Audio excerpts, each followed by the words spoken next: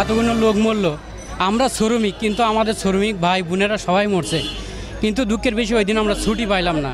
শোক দিবস বা জাতীয় দিবসে যদি পালন হতো তাহলে আমরা গার্মেন্টস শ্রমিক আমরা অনেক শান্তি পাইতাম।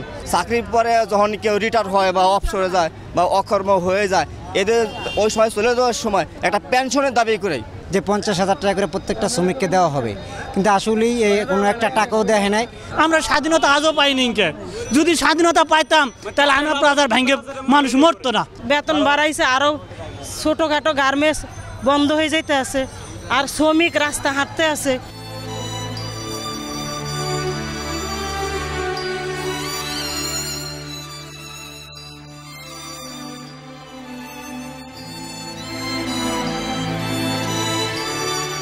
তাদের আত্মার রুহের মাগফিরাত কামনার জন্য আমরা বিজিএমইতে একটি দোয়া মাহফিল হচ্ছে, এবং দোয়া মাহফিল করার পরে আমরা একটি দোয়া পড়ব। বায়তুল মোকাররমের খতিব 12টা 1 মিনিটে এই দোয়াটা পড়াবেন। আমরা অনুরোধ করব সকল শ্রমিক ভাই বোনকে সেই দোয়াতে শরিক হওয়ার জন্য। যদি ছুটি দিয়ে দেওয়া হয় তাহলে কিন্তু কেউ আমরা শরিক হতে পারবো না। রানা প্লাজার ইতিহাস দুঃস্বপ্ন হয়ে তাড়া করে ফিরছে হতাহতদের। অন্যদিকে পোশাক শিল্পে কর্মরত শ্রমিকদের দাবি একটি সুস্থ ও সুন্দর জীবনের। কাজী বাপ্পা, এশিয়ান টিভি, ঢাকা।